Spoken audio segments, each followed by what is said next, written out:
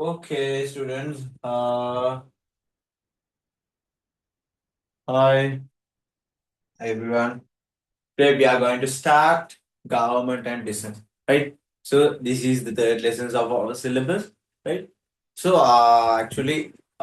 this was coming in the first part of our question paper, and this will contain around 6 or 7 marks for the paper, right? So that means this lesson is also very important, right? So today we are going to discuss what are the expectations of the government and what are the expectations of the businesses and how the government is going to fulfill the expectations of businesses and the meantime how the businesses are fulfilling expectations of the government, and also we are trying to touch fiscal policy and monetary policy, right? So those are the things, those are the summary that we are going to discuss today, right? So first of all, right, we should know what is government, right?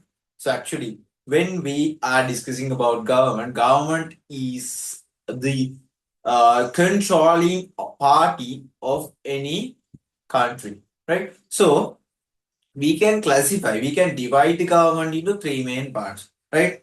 So let's draw that thing in our map, and let's discuss what are the parties, what is classification of government, right? So there are three parties, right? We can classify government into three main parties, right? So let's draw Sri Lanka, right? Okay, let's starting from Jaffna, right? Moving to then Mana, right? Then northwestern province is there, western province is there, right? Then southern province, right? Then we are moving to the uh, eastern province. Likewise, this is Sri Lanka, right? So the entire Sri Lanka, right? Entire Sri Lanka is governed by our central government, right? So number one, right? So entire country is governed by, entire country is controlling by central government.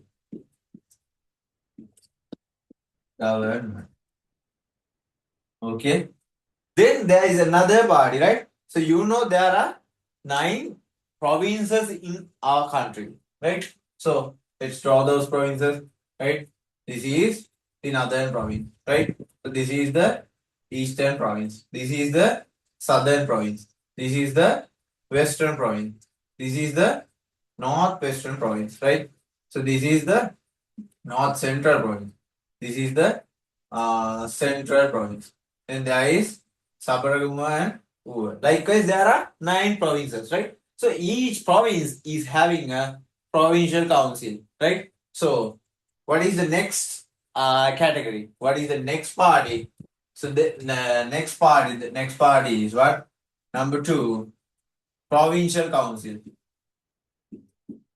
Provincial councils. Councils. Okay. So then there is another party, right? So within these provinces, right, there are other parties. We can call them as local authorities, right? So let's see how when we are discussing about eastern province, right? Eastern province is having 2 districts, right? Those 2 districts is having another classification, right? So we can divide like this, right? So this is provincial council, right?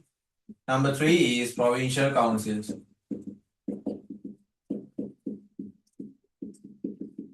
Okay, so we can classify these provincial councils also into 3, right?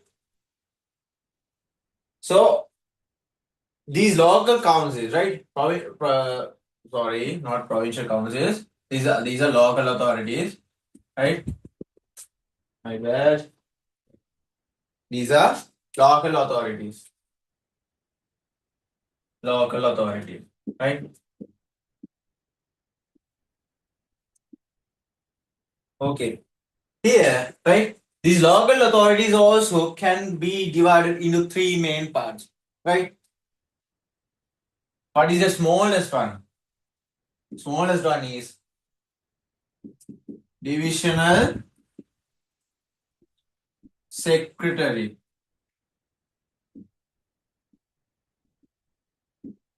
Then there are municipal councils. Municipal councils. And also there are urban councils. Urban councils.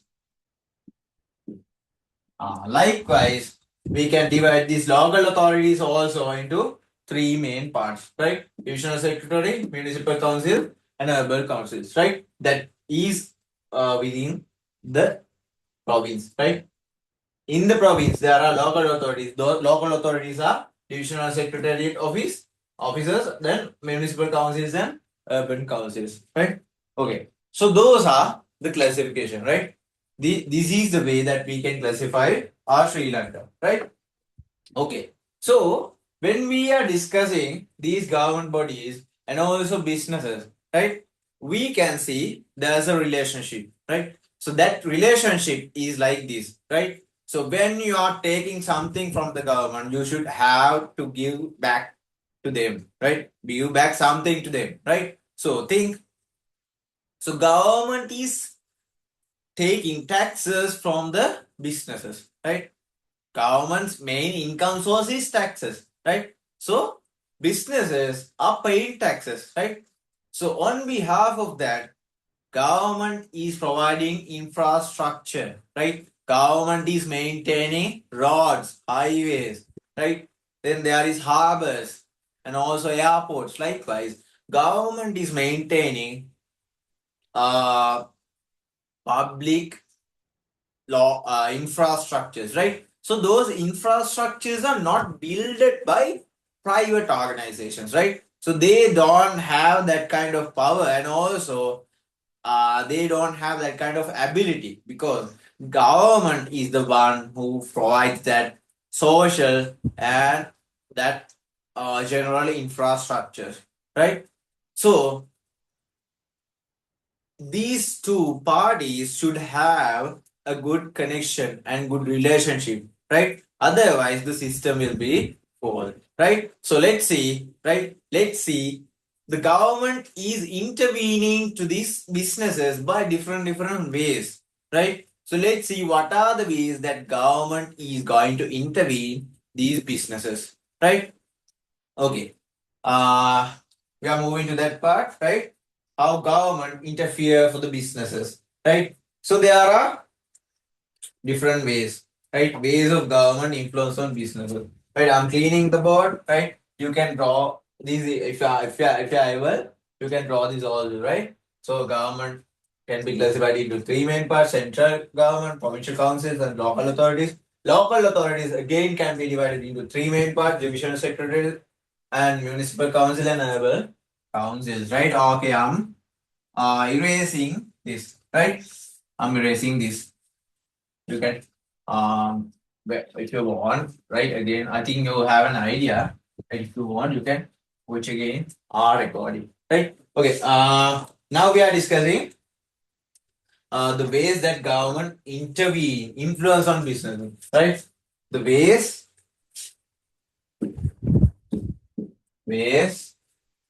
how government influence on businesses. Okay. First one, right? What is the first one? By providing infrastructure, right? The first method is by providing infrastructure.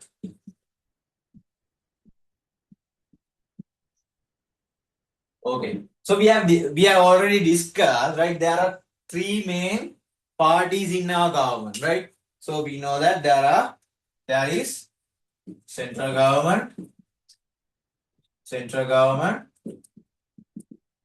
provincial councils, and local authorities. Okay, so we are going to discuss how the government influence on the businesses by providing infrastructure, right? So you know that we all need electricity, right? We all need electricity, right? That was given by whom? That was given by our central government, right? So that power, that ability, right? That power is within the central government, right? So it was given by whom? The central government, right? Then there is provincial councils, right? How the provincial council is, what are the provincial council, what are the infrastructures that provincial council is giving? So there is Road Development Authority, RDA, right? So that RDA has different branches in different provinces. Likewise, that RDA is maintaining roads, right? So when I'm saying the examples, you can write that down, right? You can note that down, right? Then local authorities, right? How the local authorities are giving infrastructure. So they are the one who is providing that cleaning services, right?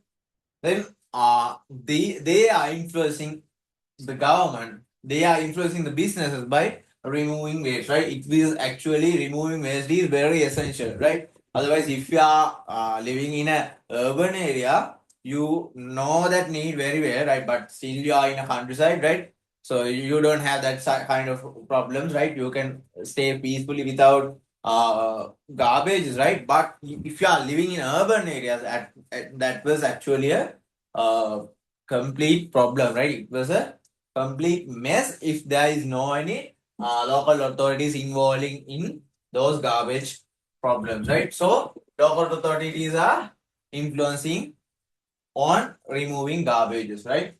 So they are the one who providing that service, right? That infrastructure, right? Then next one, being a competitor, right? So government influence on the country to the country by being an competitor, right? Competitor, right? So how central government is being compete with the businesses. So you know that there are TV channels in our TV, right? So if you are watching TV, so there is so what are the channels like there are channels like Swadhi Rupani, we can let's say singular, right? Then there is another channel called Chatik Rupani, right? So those are the two channels that government owns, right? So if those two channels are not there, right, what happened? Those private channels taking over all the power of information, right? So they will send manipulated information to the public if there is no any government news channels, right? There is no any government television channels, right? So now since they are available, since the government competitors are available, they can't give false information, right? So that's how the government is competing with private sector, right? So I'm not going to repeat this again and again, right? So if you need to know, first one I'm writing is central government, second one I'm writing is provincial, then next one is local authorities, right? So the first one, right? What is the first one? Competing TV channels, right? TV channels. There are TV channels owned by government, right? So then provincial councils, right? So you know that, right? If you are traveling from one place to another place, right? So to the challenge of private buses, right? There are there are public buses also, right? That is public transport also, right? So, Ceylon Transport Board, right? Ceylon Transport Board. It was owned by whom? It was owned by the central government, but there are different depots related to those provincial councils, right? So, how the provincial councils are competing with the private sector? How they are having transport, right? Public transport. Simply public bus, right? So they are arranging public bus, right? So how the local authorities are competing with businesses? How the local authorities competing with businesses? So you know that. So if you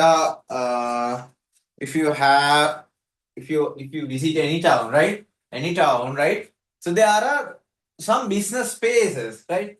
So those business spaces are owned by the government, right? Owned by the government, owned by the municipal council or urban councils, right?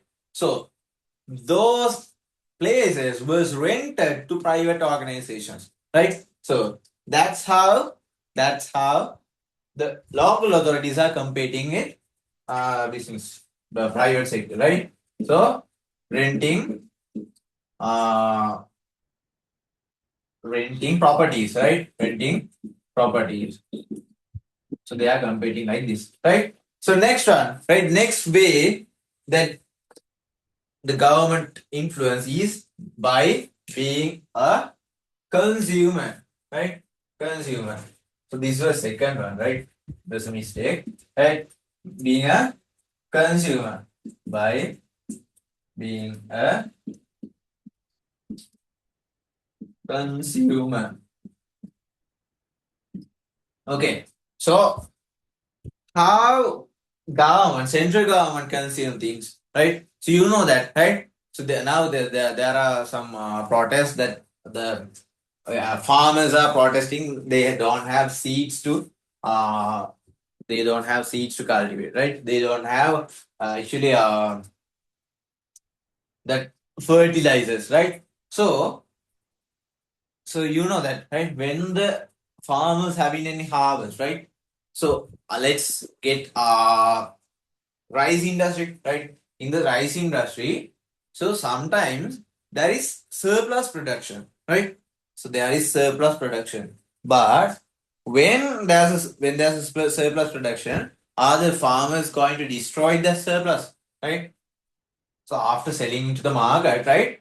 So there will be a surplus production, right? So what the government is doing, right? What the government is doing, they are purchasing those surplus and storing in the government uh, government or government premises, right? Government premises, right? They are storing those surplus production in government premises, right? So there are warehouses in the government, right? So they are storing, they are purchasing and storing, right? Then they can, if there is a deficit, government can sell those, right? So how how the central government is acting as a customer, right? So by purchasing rice.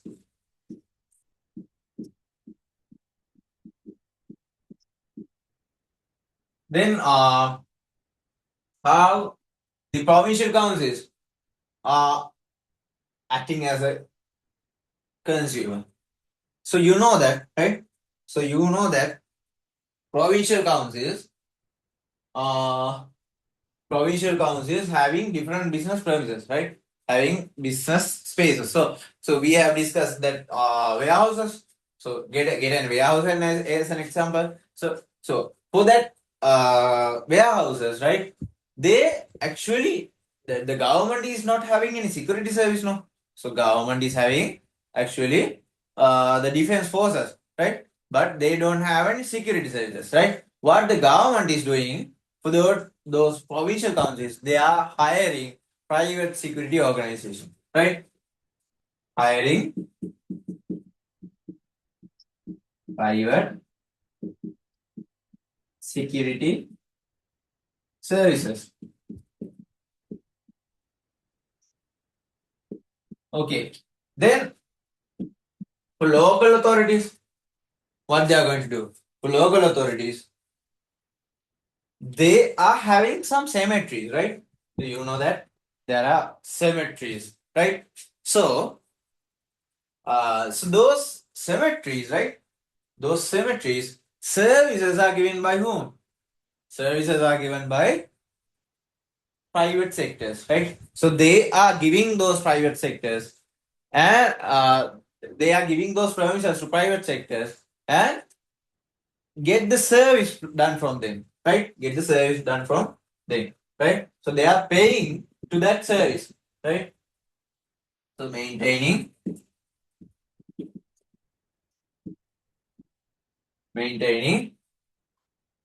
symmetries. Okay, these are three ways, right? Now we are moving to another way, right?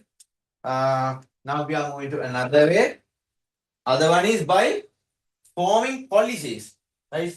So this is somewhat interesting. Right? I'm erasing this, right? If you want, you can take a screenshot of the board, right? If you want, take a screenshot of the board, right? So the next one, right? I'm going to discuss the next one.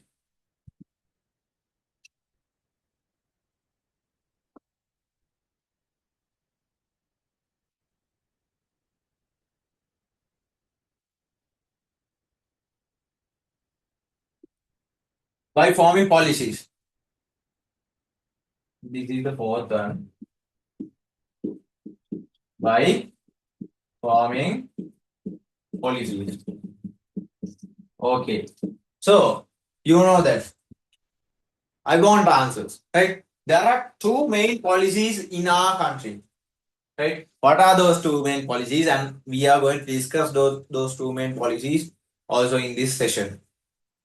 What are those two main policies? I want answers.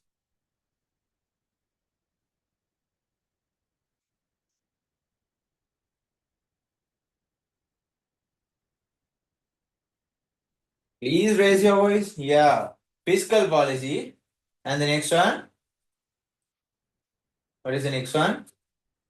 Monetary policy, right? Fiscal policy and monetary policy. This was maintained by whom? Central government, right? Maintaining fiscal and monetary policy. Right? This was by central government, right? So, what are the policies that was that was policies invented by the provincial councils?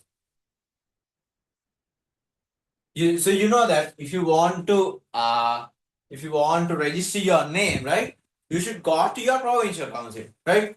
So how we can tell that implementing business name card, implementing business name ordinance.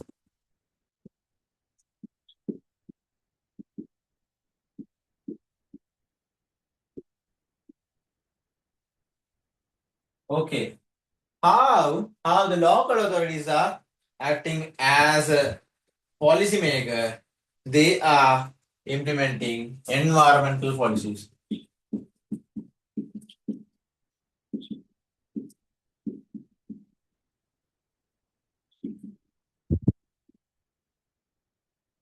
So so you know that there is central environment authority, right? So that central environment authority is related to the central government, but so that central government authority has different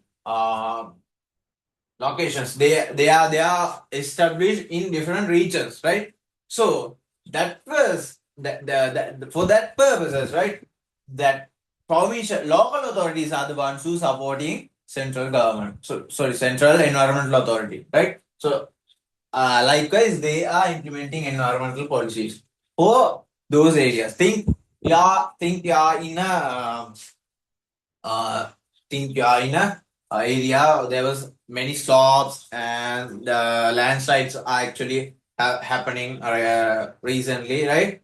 So usually Ranza is happening. What your local authorities taking decisions, right? They are taking some decisions to protect that areas, right? To protect that areas, they are taking some precautions, right? So they are implementing some policies to that region. So likewise, local authorities are also engaging in forming policies, right? The next one, right? We are moving to next one, right? By imposing rules and regulations. Right? The next one is by imposing rules and regulations.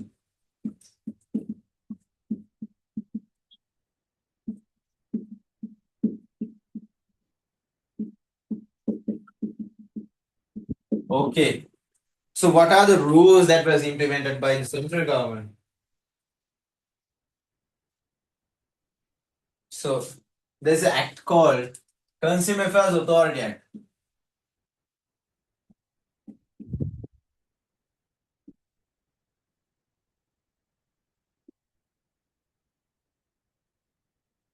Act.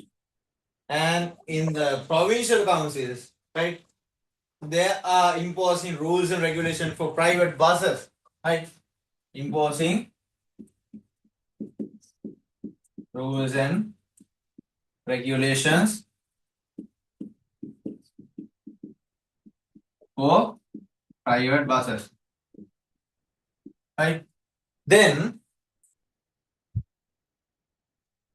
local authorities passing bans for constructions. Think you are going to do some construction in a urban area, right? So you should definitely approve your plans, right? Approve your plans. Otherwise, you won't be able to build that one, right? Without permission of local authorities, right? If you want to do any construction in town area, definitely you should get permissions, right? Otherwise, you won't be able to do any constructions, right? So the last one, right? We are moving to the last one, sixth one, right? By being a tax collector. Sixth one, by being a tax collector. By being a tax collector, right? How the central government is collecting tax? So there is a department called IRD, right? IRD. So you know that Inland Revenue Department, IRD, right? So the central government is collecting taxes through Inland Revenue Department. So those the personal income taxes and company taxes, right? So though every taxes are collecting by this Inland Revenue Department. You should remember that IRD simply tells Inland Revenue Department, right? Then there is provincial councils, right? So the provincial council is also collecting taxes, right? So there are provincial revenue departments, right? So provincial revenue, not department, taxes, provincial revenue tax collection, right? And also, right? And also, there is a common tax called, right? So for businesses, right? For buildings, right? There is a common tax called Varipanam, right? In Sinhala we are saying that like Varipanam, right? But in English we are saying that rates, right? Collecting rates,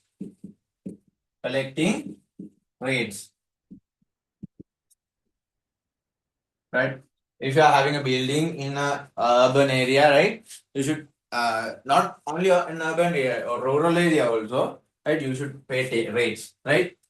Okay. So that is summary, right? The ways how government influence on business, right? So they are giving infrastructure, they are forming policies, right? Implementing rules, right?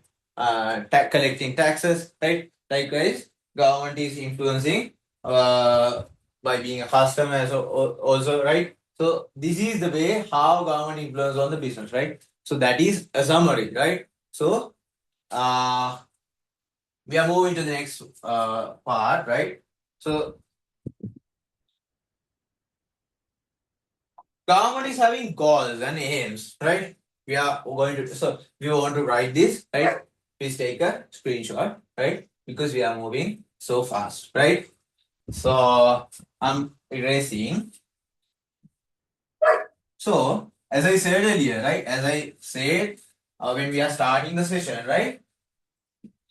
Government is having some aims, right? Economic and social aims. Government is having economic and social aims, right? Yeah. Government is having economic and social aims. Aims of the government. The government. Okay, now we are going to discuss the aims of the government, right? First aim, economic growth and development. First aim is economic and development. Okay, tell me, right? Is growth and development are same concepts? Tell me, yes or no? I need yes or no.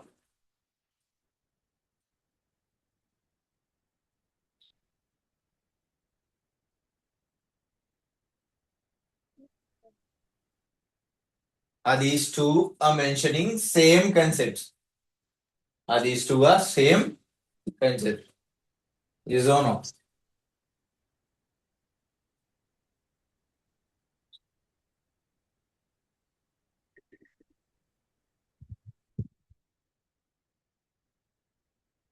I want a response.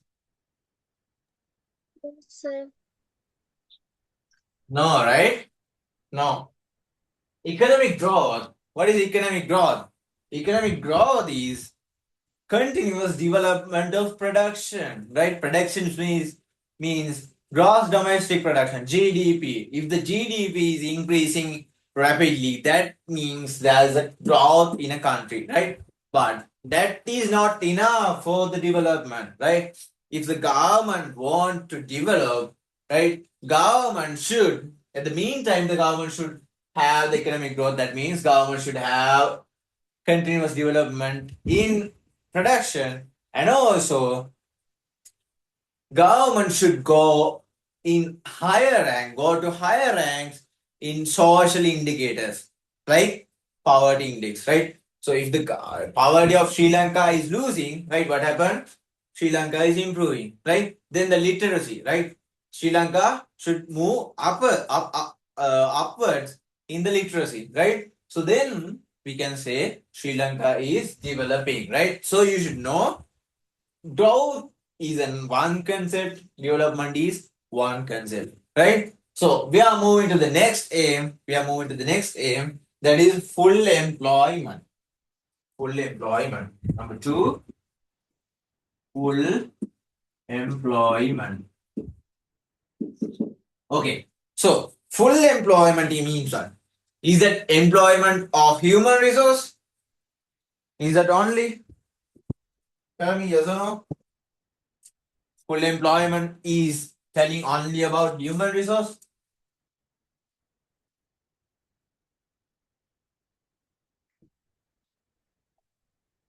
Yes or no? No, right? Full employment is not only about human resource, right? It was about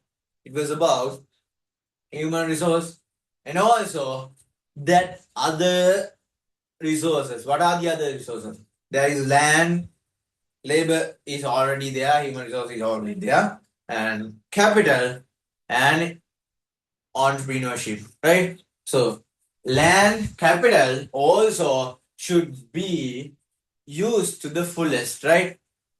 That means there are lands that are not using for the economic activities yet, right?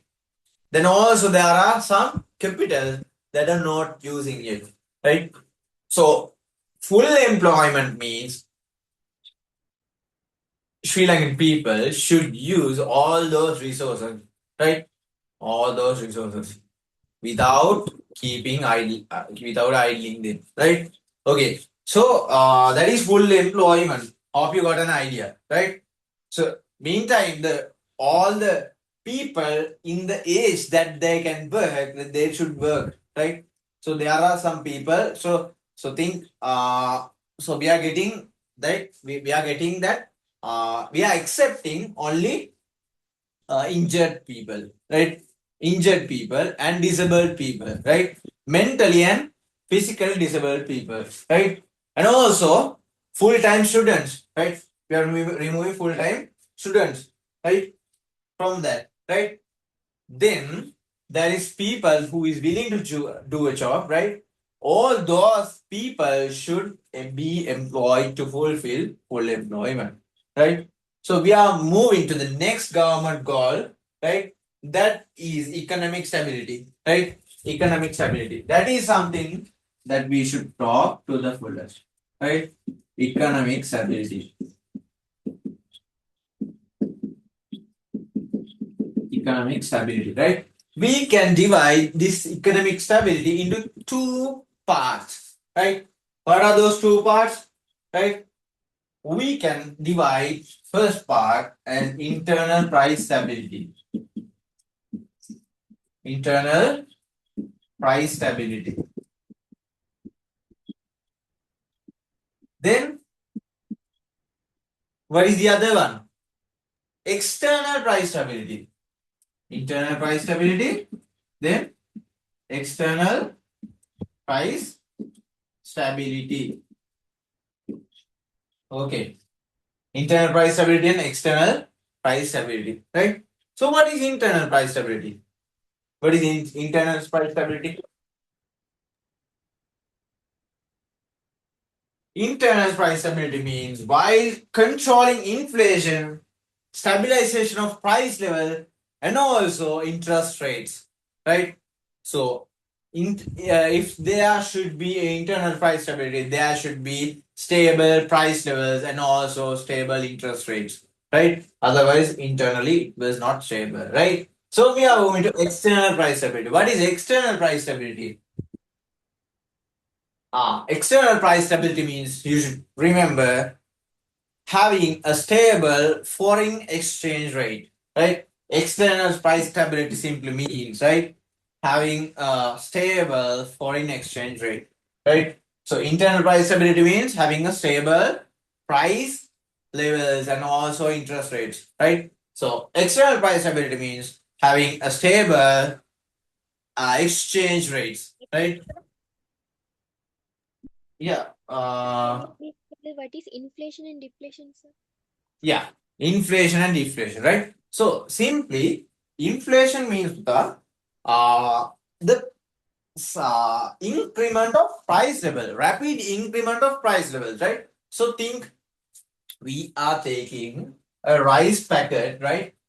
Rice packet for 200 rupees. Think, right? So now it was 200 rupees, right? Think the price is hiking in a higher rate, right? Think now the price is 400 rupees, right? Then after a while, after few days, it was 500 rupees, right? You see, there is a rapid growth, right? Rapid incline, right? It was not good for the customers and also for the businesses. Indirectly, but directly, it was not good for the customers, but good for the businesses because the price is high going up. It was good for the businesses, right? Think now the customers are suffering, right? Think the price is rapidly go down, right? Think the price was now 150, right? After a while, it was coming to 100, right? So this was deflation, right? This was deflation. You see, now the customer is having a positive, right? Customer is having a positive situation, right? But for the businessmen, are they having lot of profits? Are they having profits when the prices are falling down? No, right? So if both should be benefited, if the both parties need to benefit it, right? The government should maintain same price level. That is called price stability, right? So without inflation, without deflation, right? Government should maintain a same price level, right? So that is the idea, right? That is the idea of inflation and deflation, right?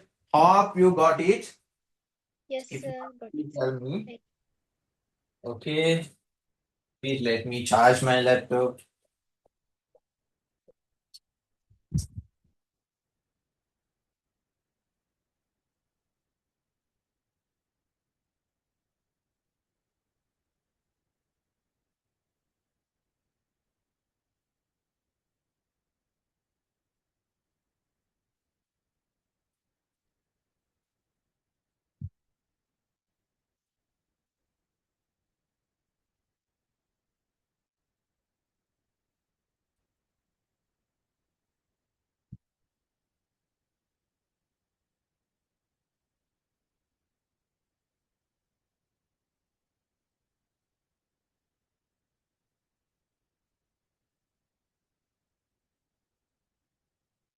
Okay, so now we are going to discuss the next one, right? So so far we have discussed internal price stability, external price stability. That means economic stability, right? So the correct these two will contribute to the economic stability, right? So the fourth one, favorable international trade, right? The fourth one is favorable international trade,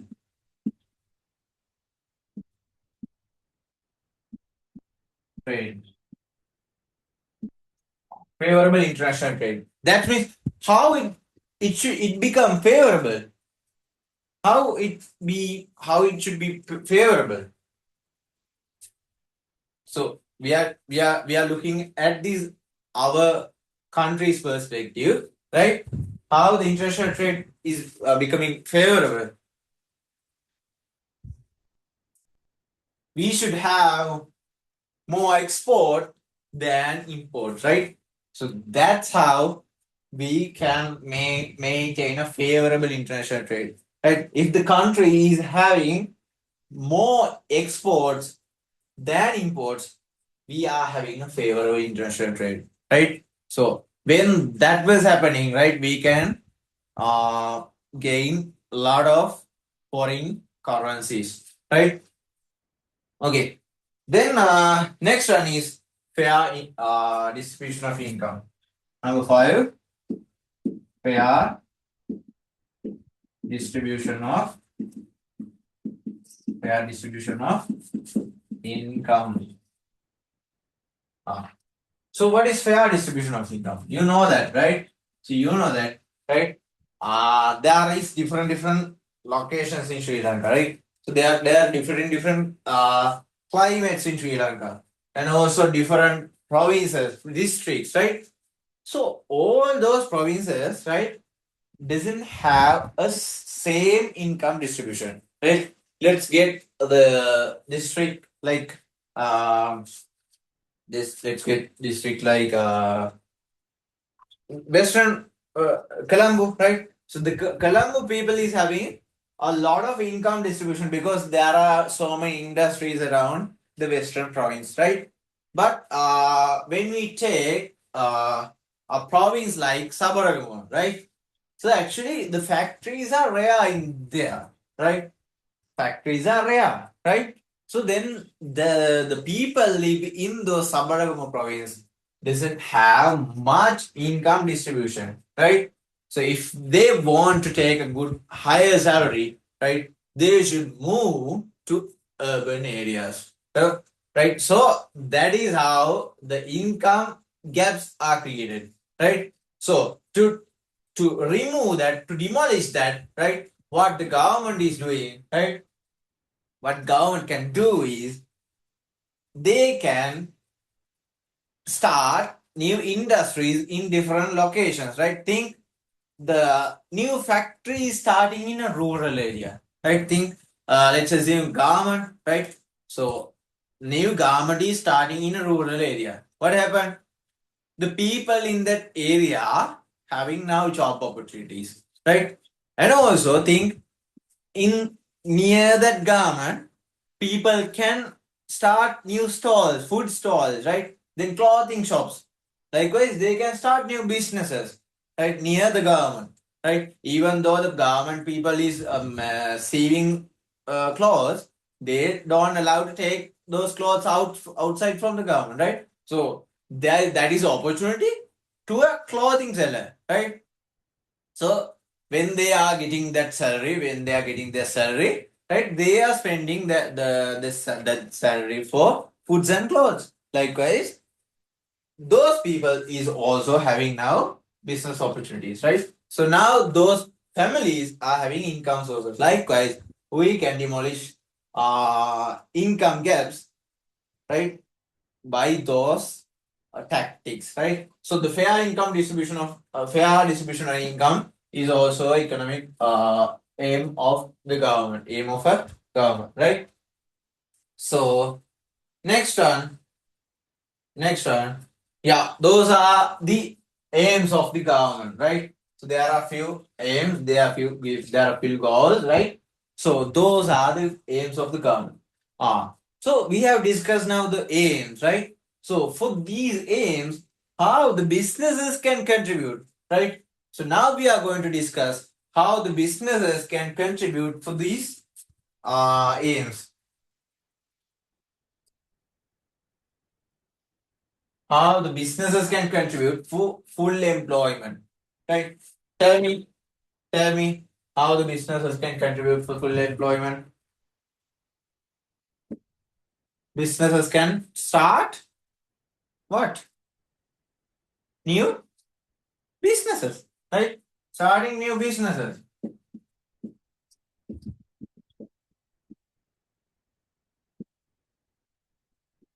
right? This is the way that businesses are helping to aims of the government, right? Starting new businesses, right? Think start the one factory was started now one new factory, right? So what happened?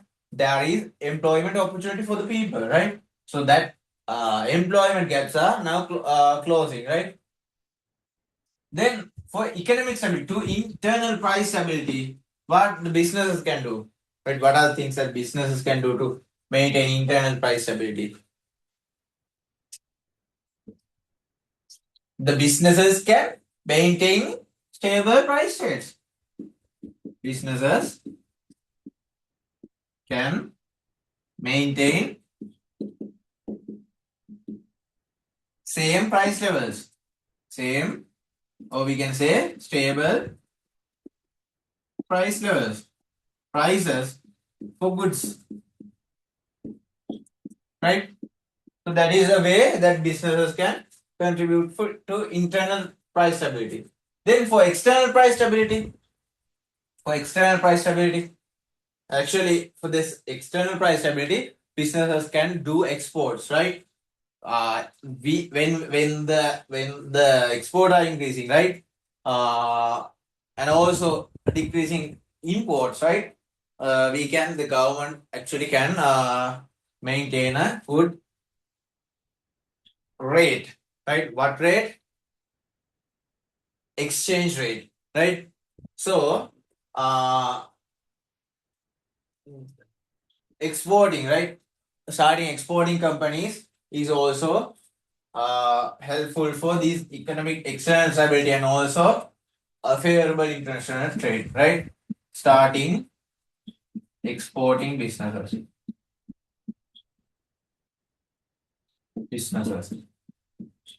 right? Then also reducing import will help for favorable international trade, right? Then fair income distribution, right?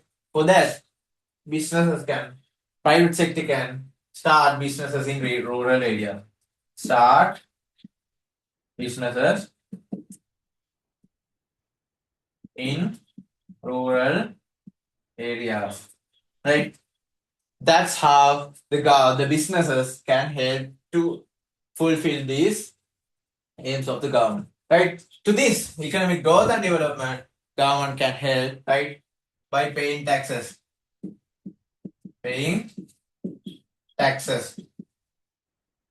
right, and also uh,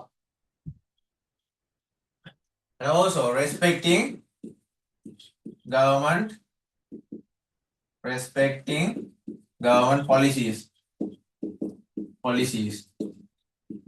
is all respecting government policies will also help for the economic growth and development, right?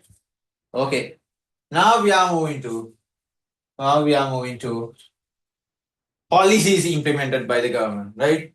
So rapidly we have discussed these aims of the government, right? And also how the businesses can help to fulfill those aims, right?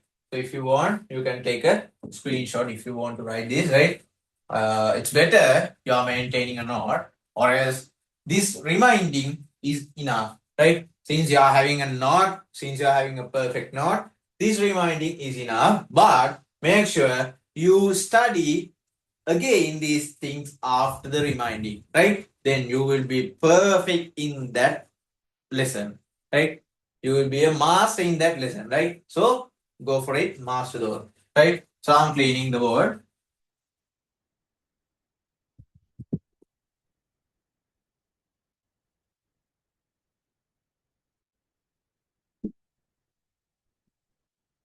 Now we are going to discuss policies of the government, right? We know that first policy of the government is fiscal policy, right? So we are going to discuss the fiscal policy at the as first, right? First policy, right? Fiscal policy.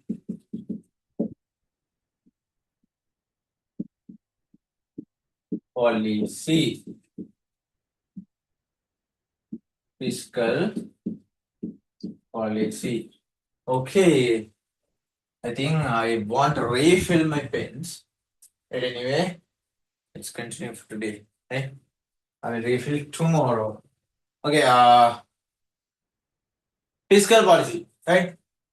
Fiscal policy is the policy that discussing about revenue and expenses of a country, right? So you can write a definition for it, right? If you want, write down. The activities done by the government related to government income and expenses can be identified as fiscal policy, right? So activities that the government is doing to activities related to the income and the expenditures of the government is called fiscal policy, right? Okay, so we can divide fiscal policy into two main parts, right? So that is government income, government expenditure. Okay, and also we can divide government income into two main parts, right? What are those two? What are those two? Tax revenue and non-tax revenue, right? Tax revenue, non-tax revenue. And there is two government expenditures, right? What are those two? What are those two? Recurrent expenditure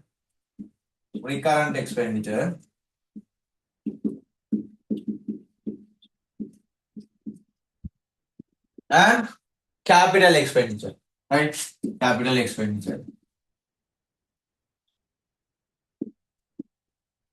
Okay, now we have to discuss what is tax revenue, and there are different types of taxes, and there are non-tax revenues, right? And the type of recurrent expenditures and type of capital expenditures, right? Now we are going to discuss tax revenue, right? So tax revenue we can classify into two main parts, right? That is called what? Direct tax and Indirect tax. Ah, direct tax and indirect tax, right? Give me examples for direct tax, right? We know that. We know that there are some direct taxes, right? What are those direct taxes? What are those direct taxes?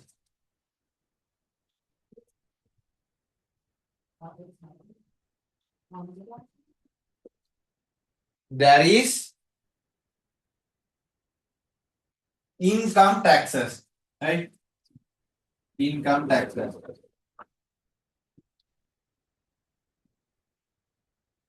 And that is the tax imposed towards the incomes of people, right?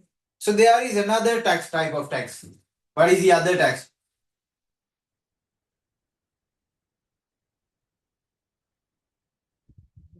Rates. Yeah, rates is also there, but it was not a direct tax, right? Let me check.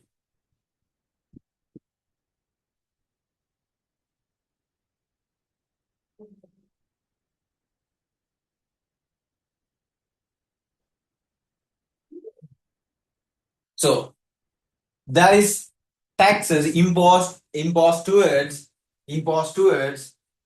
the companies, right? What is that tax? What is that type of tax?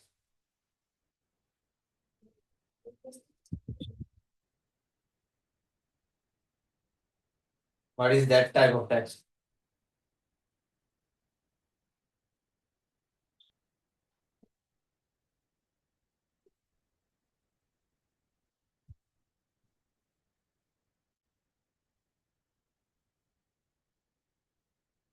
Tell me, guys, what is the type of tax that is imposing to the businesses? Capital gain tax is also there, right? Capital gain, that was third one, right? I'm asking capital gain also there, right? I'm asking what is the tax that is imposing towards businesses?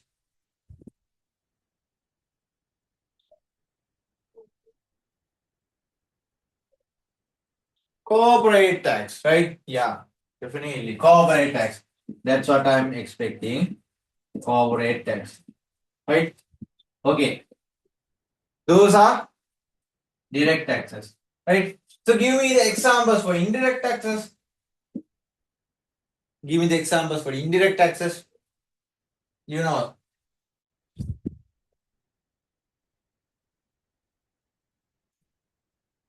excise duties. Definitely excise duties. Then, so the most common thing we are having, yeah, custom duties also there. So what is the government tax type that gaining the most revenue? Custom duties. Let me check the infos.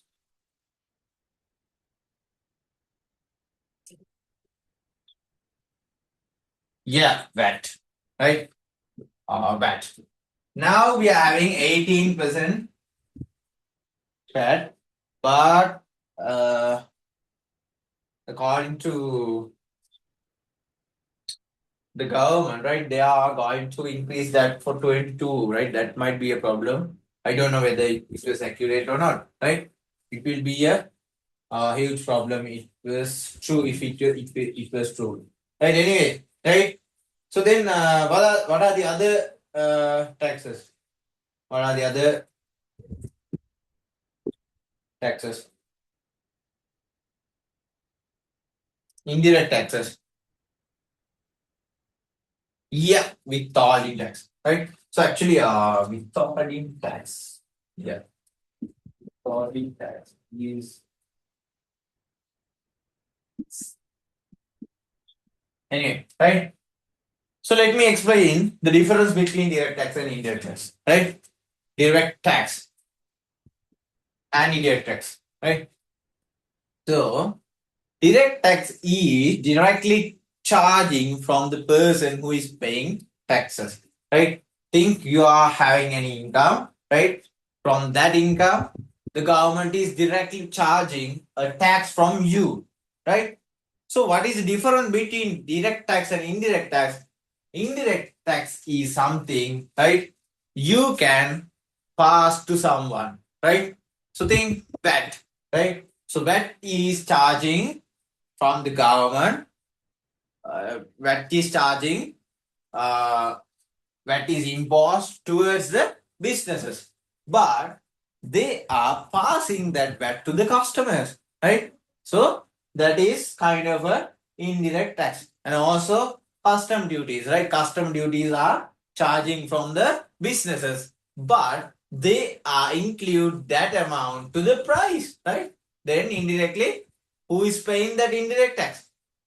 Again, customers, right? Again, customers are the one who is paying that indirect tax, right? Okay.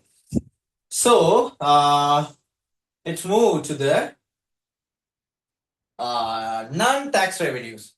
What are the examples for non-tax revenues? So there is profits and dividends, right? So there is profits and dividends of the government bodies. And what are the other? There is, yeah, interest, and also there is charges and fees, charges and fees. Uh, So little by little, we are building our cake. We are making our cake, right? So the icing part should be doing by you, right? It is your responsibility, right? I'm making the cake, right? I will give you ingredients, right? So you should icing the cake, right? So so that's enough, right? So there is lottery incomes also, right? Lottery incomes. Okay, now we are moving to the government expenditure, right? So there is two types of expenditure: recurrent expenditure and capital expenditure. What is recurrent expenditure? Actually, recurrent means it was paying again and again consistently, right? So what are the main examples for recurrent expenses?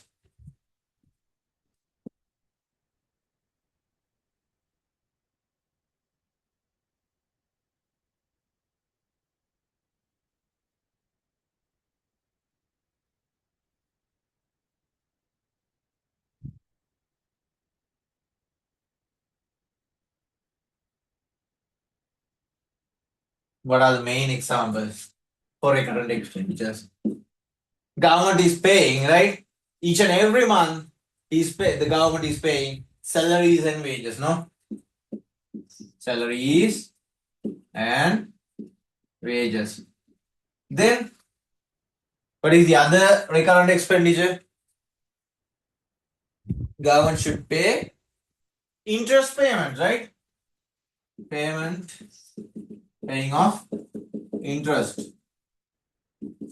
Then what are the other? What are the other? So government is paying something, some portion for goods and services, right? So they are purchasing some goods and services from the private sectors, right? Yeah, salaries is correct. Salaries and wages are there. Yeah, so they are paying some amount for goods and services. Some amount for goods and services. For goods and services, right? Paying some amount for goods and services, right? What are the capital expenses of the government? What are the capital expenses of the government? So they are building infrastructures, right? Give me some examples for capital expenses.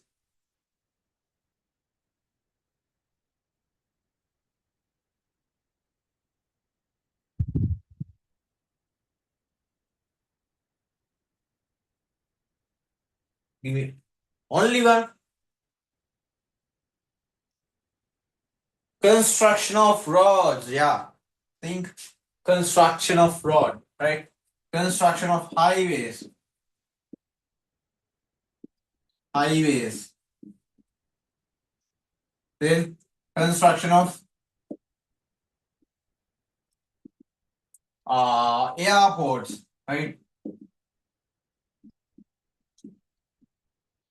Then construction of harbors, right? So these are capital expenses, right? So likewise, we can categorize our fiscal policy into two main parts: government expenditure and government income. And government income we can classify into tax revenue and non-tax revenue. We can classify tax revenue into direct tax and indirect tax, right? Then non-tax revenue they are profits and dividend, interest, charges and fees, lottery incomes, right? And government expenditure is consisting recurrent expenditure and capital expenditure. Recurrent expenditure is consisting salaries and wages, paying of interest, paying of some amount for goods and services. Then capital expenses are there. So that those are long-term investment, right? So recurrent expenditures are actually for short term and it was recurring from month to month again. Then capital expenses are actually long-term investments of the government, right? Okay. So this is the summary of fiscal policy, right? You can take down this one in your notes, right? You can take down this one in your notes, right? So please take screenshot if you want. Please take screenshot if you want.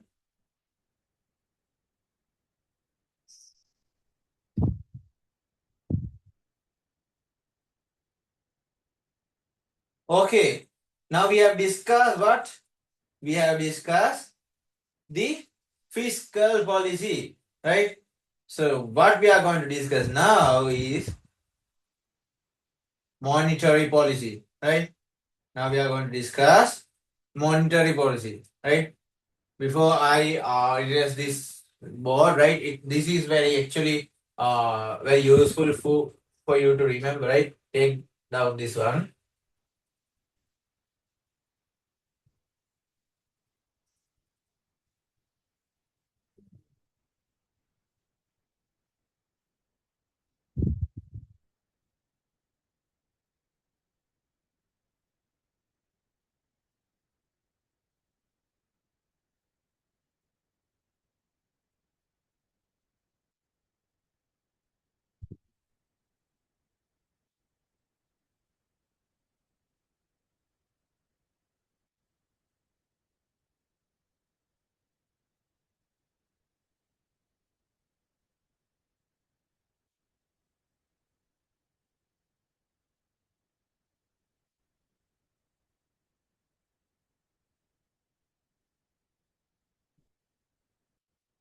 Okay, I'm going to clean the board.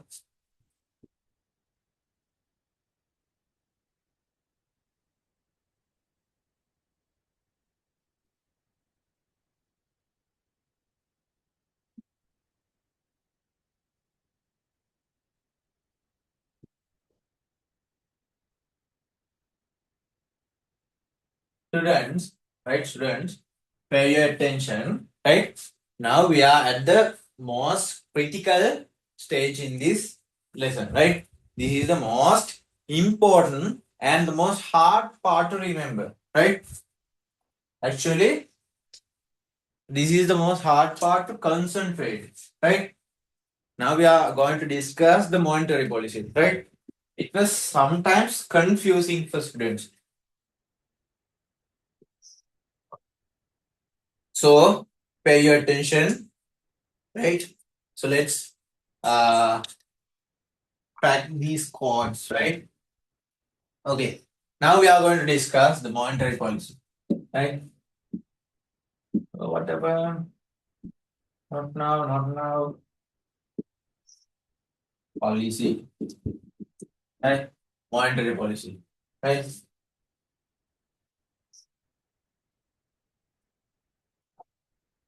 Okay. So, right, if you want, write this down, right? This is very important, right? Write this down. Write the definition of monetary policy. Write down the policy that a government follows. Right. Write down the policy. The policy that a government follows. The policy that a government follows to control the money supply of a country. Policy that government follows. Policy that government follows to control the to control the to control the money supply of a country. Money supply of a country.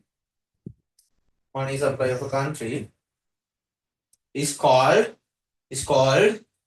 monetary policy. Monetary policy.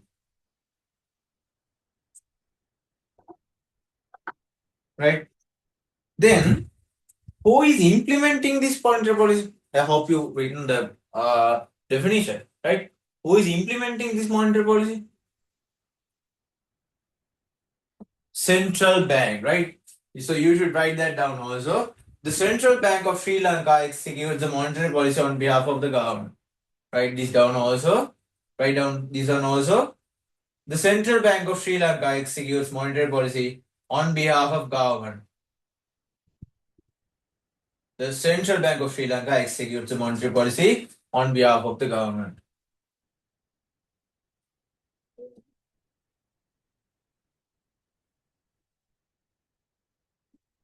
So what is the main aim of this monetary policy? So what is the main aim? What is the main objective of this monetary policy? Write this one, write down this one also. Right? Write down this one also.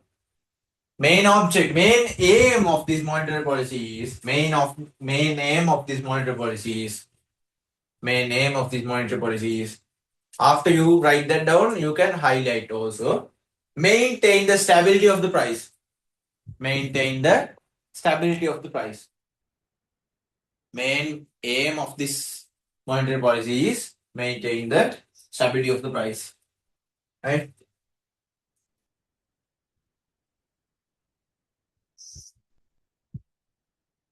Okay. Okay. Now we are going to discuss the instruments that the government is using to maintain this price stability, right? Following instruments are used to execute government monetary policy, right? Right. So you can write, right? Following instruments are using to maintain monetary policy.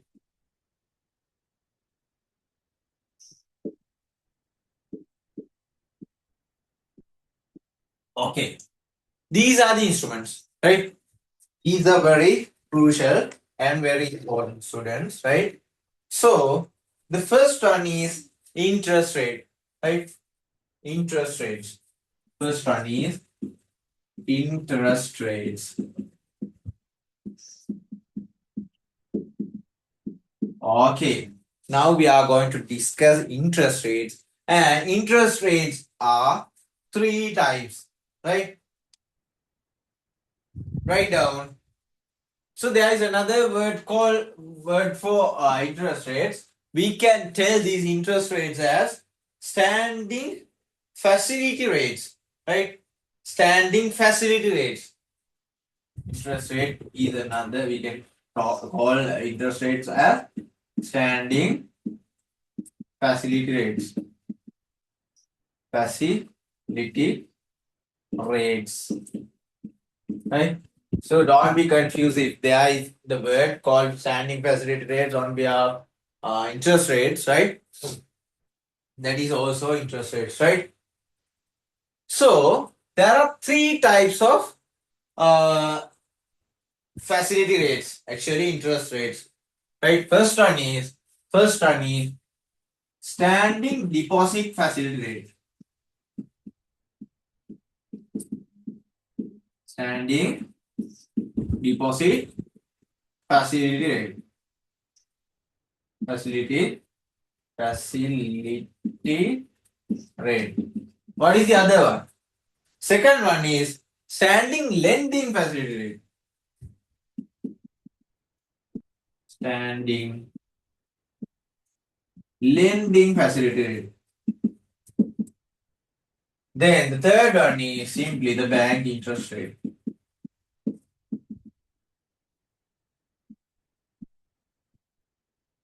Okay. Now let's crack this code, right? Okay. Now we are going to discuss standing deposit facility rate, right? So it's better if you are writing the definition of those, right? So like from here, right? You can write the definition. Please start writing the definition, students, right? We want to clarify this very well, right? Otherwise, you will be you might get confused, right? Write down. This is the interest rate paid. This is the interest rate paid. This is the interest rate paid when commercial banks and primary dealers invest their surplus. This is the interest rate paid when commercial banks and primary dealers invest their surplus funds in government securities. In government securities.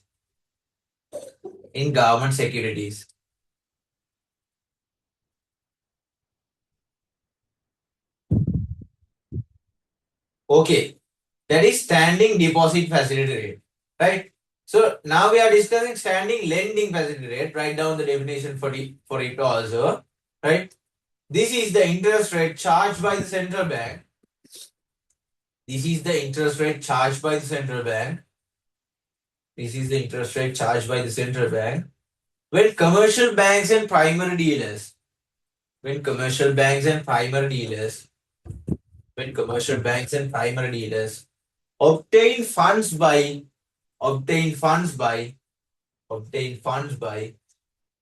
pledging government securities that they hold in central bank that they hold in central bank.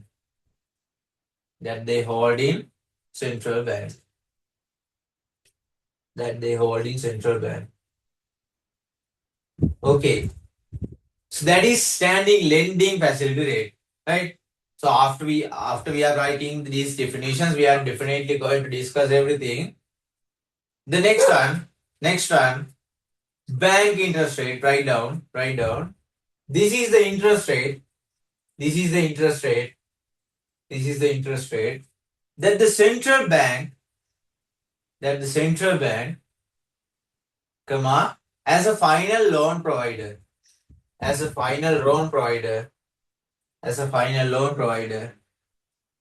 charges from the commercial banks,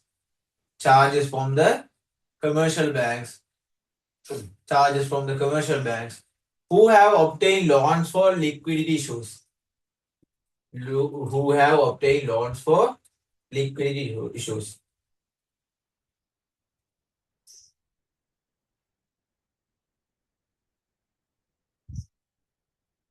Okay, I hope you write down all the definitions. Now we are going to discuss to the point, right? Standing deposit facility rate, right? So you know that, right? So if you are having surplus funds, right? Think you are having a good revenue, right? Good monthly revenue, right? And you have surplus funds, right? So what you are going to do? You are going to invest those, right? You might invest in stock market, or else you can invest in government securities, right? What are the government securities available? There is government treasury bills and treasury bonds, right? There are treasury bills and treasury bonds, right? So there are, you know that there is primary dealers and also commercial banks, right? So when they are investing their money, right? When they are investing their money in this treasury bills and bonds, right? There is some rate that the government is giving to those investors, right? So when primary dealers and the commercial banks are investing in these government securities like treasury bills and treasury bonds, right? Government, actually, the central bank is giving some rate, right? As a earning, right? As a earning, government is giving money to these investors. Who are the investors? Private dealers and commercial banks, right? So that rate is called standing deposit facility rate, right? Okay, standing deposit facility rate. Now the commercial banks and primary dealers are depositing their money in treasury bills and bonds, right? What happened now, right? What happened now? If the interest rate is low, right? If the interest rate is low, right? Your return is low, right? So you're not going to invest in that, right? You're not going to invest in that, right? So think now the standing deposit facility rate is high, right? When that deposit facility rate is high, what you are going to do? What you are going to do? Since there is a high return, you are going to invest in that, right? You are going to invest in treasury bills. You means commercial banks and the primary dealers, not you, right? Uh, assume you are a primary dealer, right? So there are primary dealing companies in Sri Lanka. So they are investing their surplus fund in government treasury bills and bonds, right? So now think the interest rate is higher, so you can get high return. You are investing your money in treasury bills and bonds, right? So what happened to the money supply? I think now, what is the meaning of money supply? Simply, the money supply means the total amount of money circulate within the people in the country, right? The total amount of money circulate within the people in the country, right? Think this is that primary dealer, PD, primary dealer, right? So this is the central bank, right? Central bank is actually little huge, right? It was bigger, right? CBSL, right? So now you are giving your money to the central bank, right? So actually, this money is the money that circulate within the economy, right? So you are investing that money in central bank, or in return to that, he is giving a rate, right? Let's assume 15%. It was a high rate, no? Right? It was a high rate, right? Now that money, right? Now that money, right? Or LKR, let's say LKR, right? That money is going to central bank, right? So what happened to the money supply of the country, right? What happened to the circulation of money, right? Is it increased? No, right? When there's increase in the this standing deposit facility rate, right? What happened?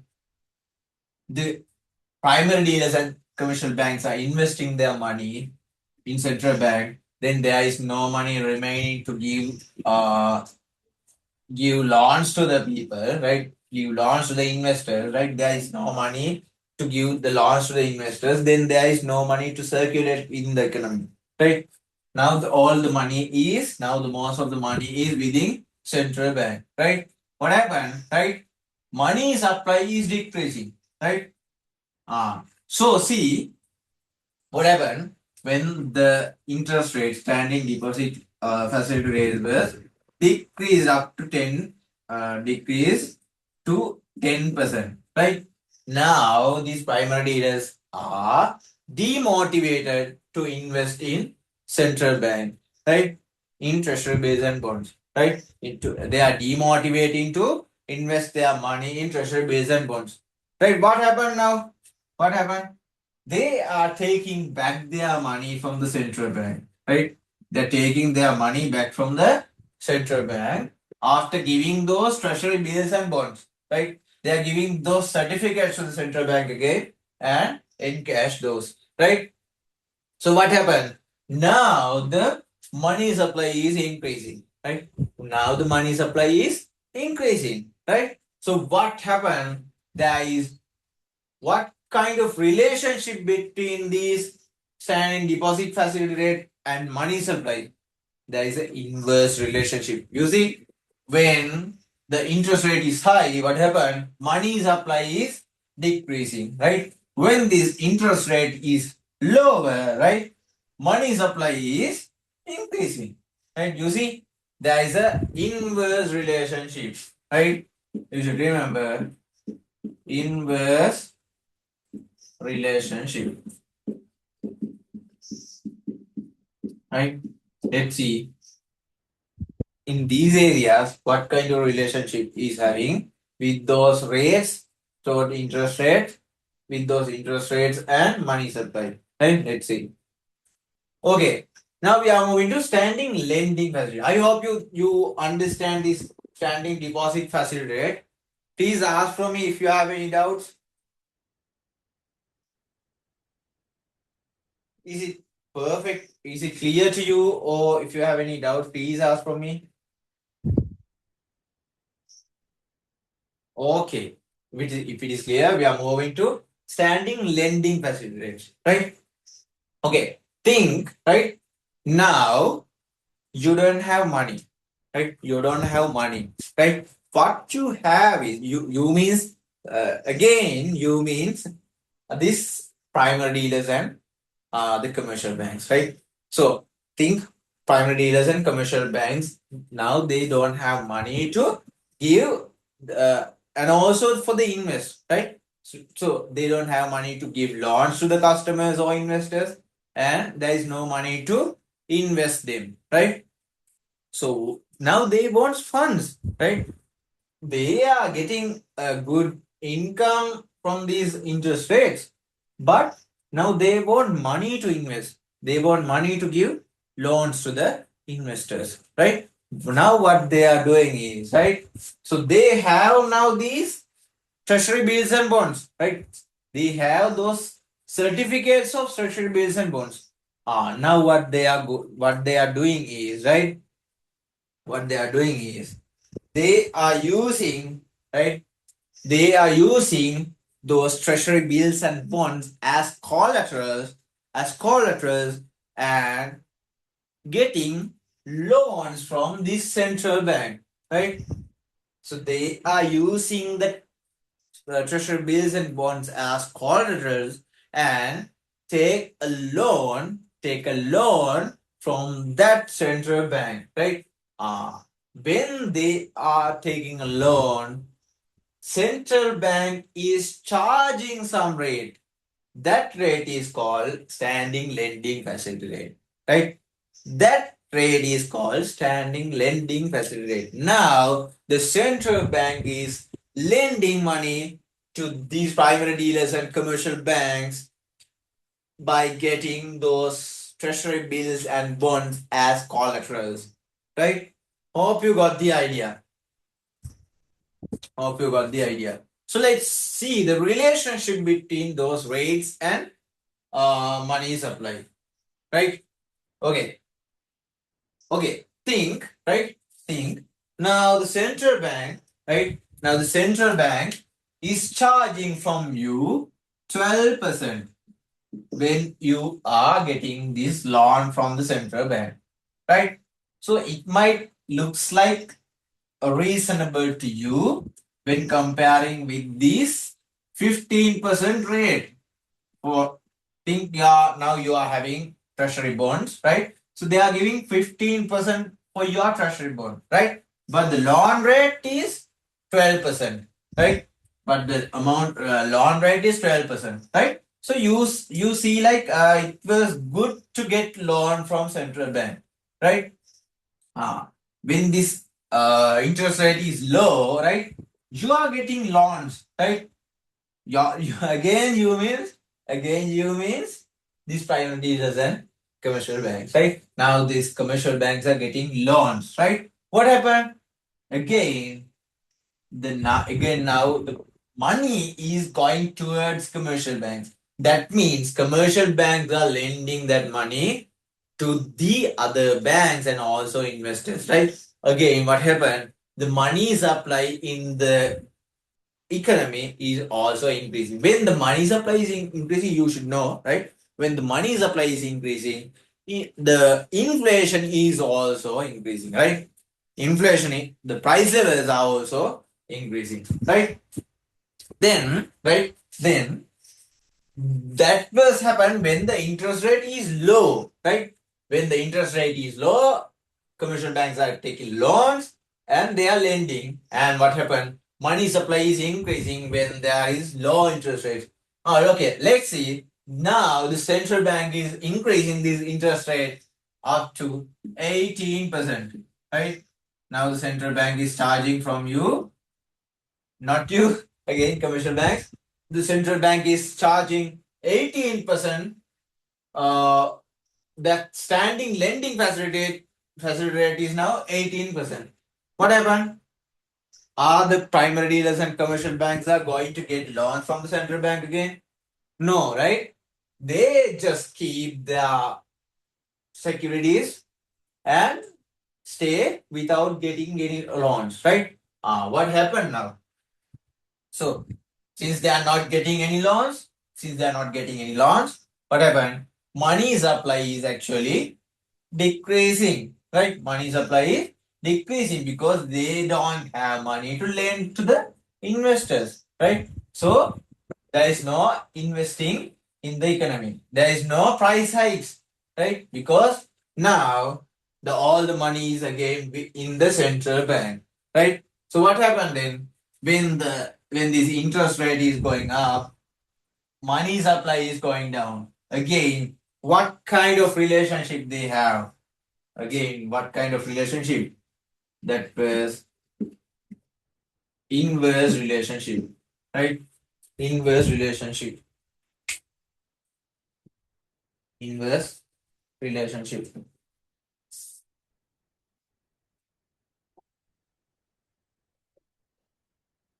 That was again shit. So next time I will refill my pens, right? Inverse relationship. Again, okay, let me put commas, right? Inverse relationship, right? Let's move. I hope it was clear. Is it clear to you all?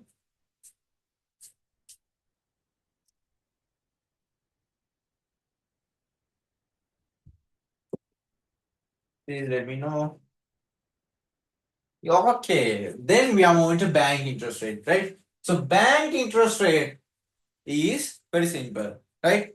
Because, right, you know that if the commercial banks, if they have some liquidity issue, the final party that they are getting, they are covering that liquidity issues is central bank, right? So as a final loan provider, right, now the companies, not companies, banks, right? Commercial banks are now requesting loans from this central bank, right? Think now the central bank is charging 15% and they lowered that rate to 10%, right? 15% and 10% is the rate, right? Okay. So when there is a high interest rate, commercial banks are not getting loans, right? But there is low interest rate, commercial banks are getting loans from the central bank. So what happened? When there was a high interest rate, right? Commercial banks are not getting loans. Again, the investors are not having money. What happened? Money supply is decreasing, right? When there is high interest rate, money supply is decreasing, right? When there is low interest rate, money supply is increasing. So you see, again, there is what kind of relationship? That is also a inverse relationship, right? That is also a inverse relationship, right? So all these are having, you should know that is a trick, right? That is a simple summary, right? All these are having inverse relationships, right? So now you can actually getting you actually answer a question without a doubt because you know that what kind of relationship they have, right? All these are having inverse relationships, right? Hope you understand these interest rates, or else we can say standing facility rates. Please give me a response again, students.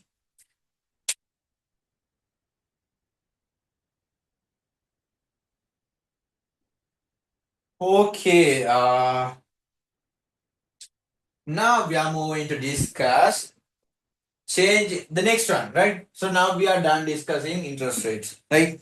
Now we are going to discuss SRR, that means statutory reserve ratios, right? I'm actually cleaning this board, right? Don't be angry with me.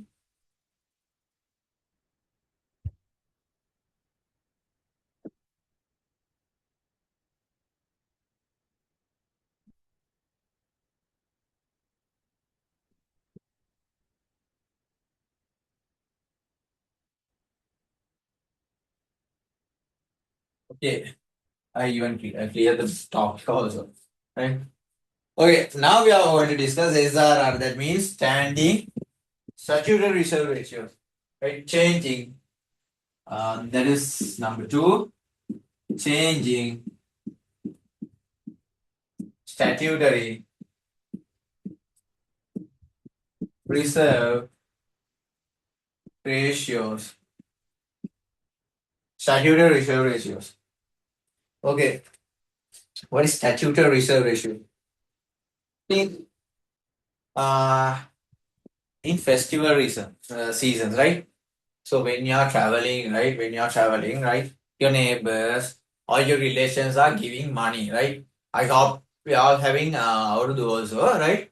In the Aurudu season, definitely your relations and neighbors are giving money in that season, right?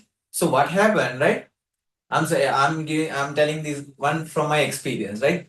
What happened was when we are child, right? We are spending that money in different things, no? And for we are spending that money for unknown, that is one reason. Anyway, right? When we have some money, that money sometimes owed to our parents, right? So they are taking the ownership of that money when we have that money, right? So, likewise, the government, right? Central bank is also like that, right? So think someone deposited some amount in a commercial bank, right?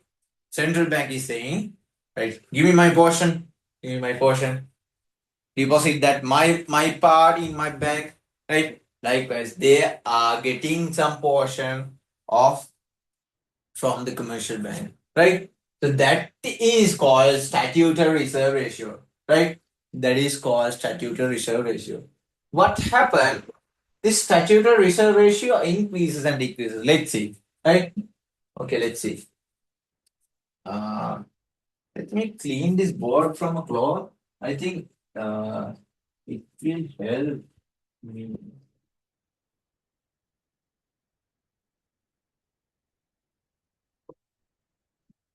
Oh, yeah, there is a layer of ink here.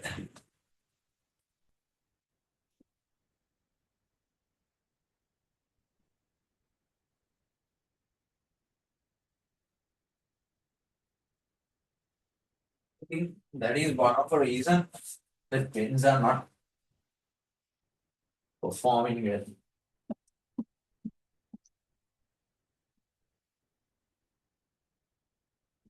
Yeah, now everything was crystal clear.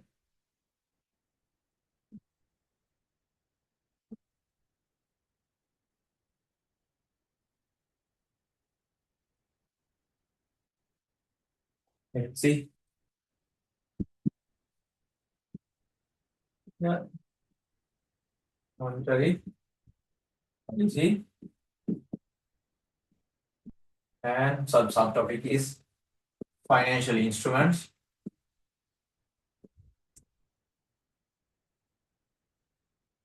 Under instruments, we are discussing now statutory reserve ratio. Statutory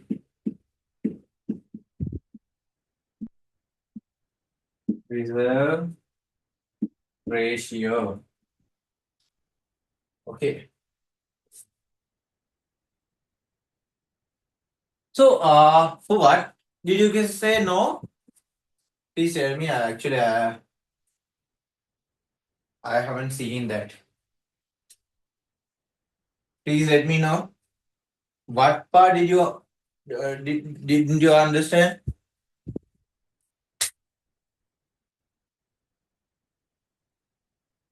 Please let me know again. Sorry, guys, I missed the chat.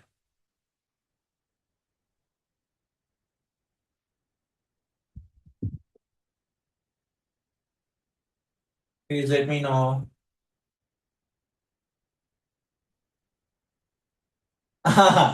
You didn't get that? Yeah, you are not getting money from the relatives anyway. Okay. Uh, so since childhood, I'm not saying this year. You're older now.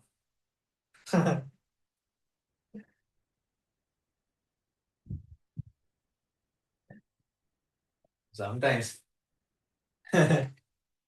Now we are not getting money because we are now big now. Now we are older people. Okay, okay, let's go to the gain statutory reserve ratios. Right? So let's see what is statutory reserve ratio. Right? So that likewise the government is demanding their portion, right? So see, think government is requesting 10% from the businesses, right? Not businesses, commercial banks, right? So that is again government, right? Commercial banks, com banks, right? Then there is CBSL, Central Bank of Sri Lanka, right? So now the commercial bank is getting a deposit around. Let's do this on easy numbers, right? Commercial bank is getting a deposit of 100, right? So now the CBSL is central bank is claiming that give me my 10%, right? Now they are giving 10% to the central bank, right? How much remaining? They remain only 90, right? Now the 10 is with central bank. Now 90 is with now only 90 the commercial bank is having, right? So what they what is the amount that they can give as loans, right? This is the amount that they have they can give for loans, right? This is the amount, right? So think, right? If the central, so now the money supply is increasing only from this amount, right? So think that the central bank is now charging only 5, right? They have decreased the rate, right? They have decreased the rate. What happened when the rate was decreased, right? Now the CBSL is claiming only 5%, right? 5%, right? 5% means 5 from out of 5. So now the commercial banks are having more money to lend, right? That means the money supply is increasing, right? You see, when this statutory reserve ratio is decreasing, money supply is increasing because now the commercial banks are having more money to lend. Right? What happened when the government, the central bank is increasing that portion, right? Statutory reserve ratio (SRR). What happened when the portion is increasing, ratio is increasing, right? The government, the commercial banks are having less money to lend, right? They are having only 90 to give as loans, right? So what happened? when the statutory reserve ratio is decreasing, money supply is increasing, and the when the statutory reserve ratio is increasing, money supply is decreasing. Again, what kind of relationship they have? They have inverse relationship, right? Inverse relationship. Okay, you see, everything is having inverse relationships, right? So it was easy for you to answer for the questions, right? Hope you understand the changing reserve statutory reserve ratios, right? Now we are moving to the open market operations. We are moving to the third one, right? Third one. So this is number 2, not number 1, right? We are moving to the third one. It was open market operations, right? Open market operations. I think the issue is with the duster. I want to change the duster. Okay, again I hear the financial instrument subtopic. Anyway, we are moving to the third subtopic, right? The not subtopic, third instrument, that is open market operation, right? Third instrument you are what? Open market operation.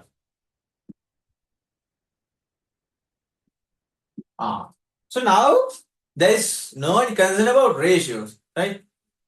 Now what happened is when the government, when the central bank is issuing those debentures and bonds, that means those not treasury bills and bonds, right? Not debentures, right? When the central bank is issuing those treasury bills and bonds, what happened? Those primary dealers and commercial banks are investing in that, right? So when they are taking those back, right? When they are taking those treasury bills and bonds, right? Then the central bank is giving their money back to them, right? Their money means commercial banks' money and the primary dealers' money, right? So what happened, right? When the CBSL, when CBSL sells, right? When the CBSL sells, right? Money supply decreases because commercial banks and primary dealers are buying those treasury bills and bonds using their money to so the money is traveling towards central bank and the money supply is going down, right? What happened then when the CBSL buy back those things, buy back those treasury bills and bonds, right? What happened? Money supply increases.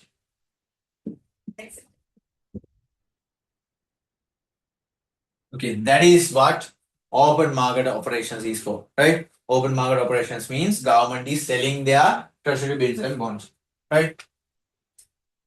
Okay, then we are going to discuss changing the discount rates. Changing the discount rates, right? Number 4, changing the discount rates. What is discount rate? Okay, think, right? Now, as a commercial bank, think you are a primary dealer of commercial bank, right? Now you have invested your money in treasury bills and bonds, right? So now you want to take your money back from central bank, right? So now you want money, right? Now you want money, right? What you can do? You can take your money back from the central bank, definitely, but there is an issue, right? What is the issue? Central bank is discounting some amount from your revenue, right?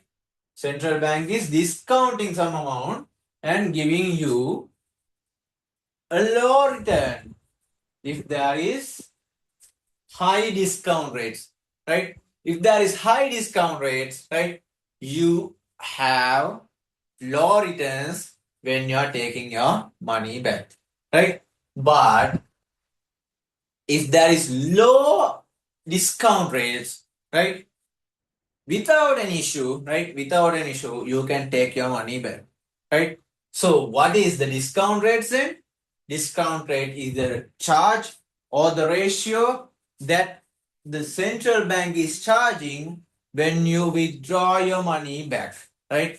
When not you again, when the commercial banks and the primary dealers are withdrawing their money back from these central bank by after selling again their treasury bills and bonds, right? That discount rate will help to improve the money supply and the money supply, right? Improve and the reduce and increase the money supply, right? What happened when the discount rates are increasing? When the discount rates are DR mean discount rate, right? When the discount rates are increasing, right? So it was actually stupid thing to take your money back because you are getting low return, right? So you are now not getting your money back. That means money supply is what? Money supply is decreasing, right? When there is high discount rates, sorry, low discount rates, right?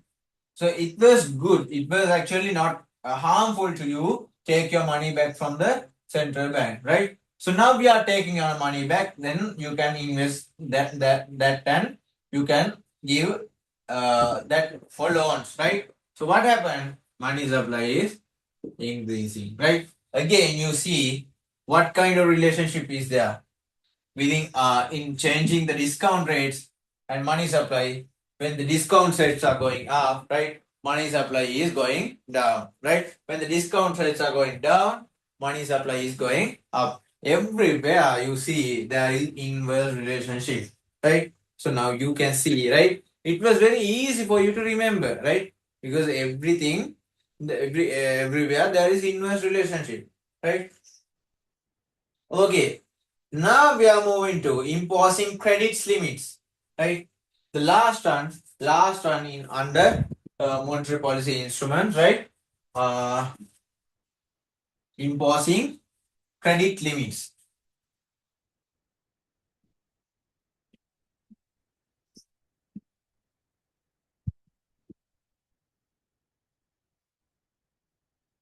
Credit limits. Fifth one, credit limits. Okay, students, right? There are two types of credit limits, right? There are two types of credit limits. First one is qualitative credit limits and quantitative credit limits, right? First one is quantitative credit limits.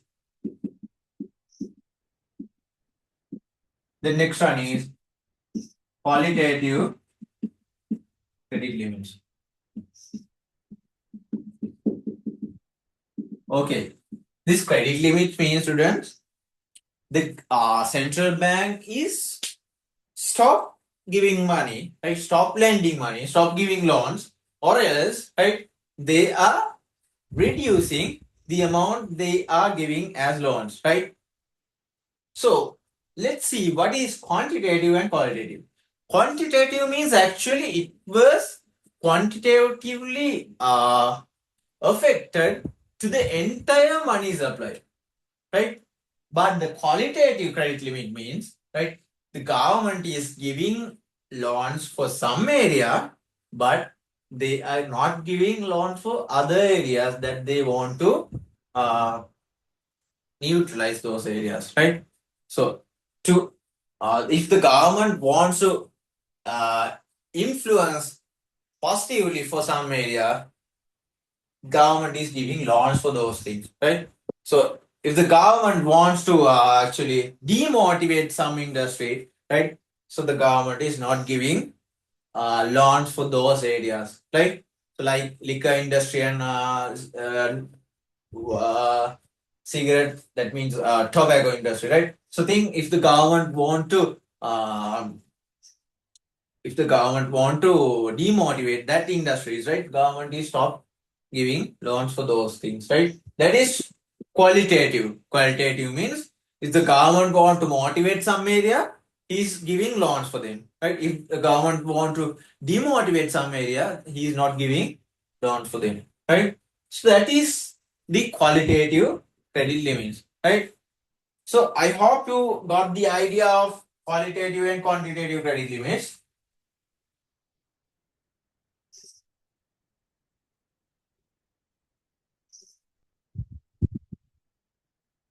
Is that clear, students? Please tell me.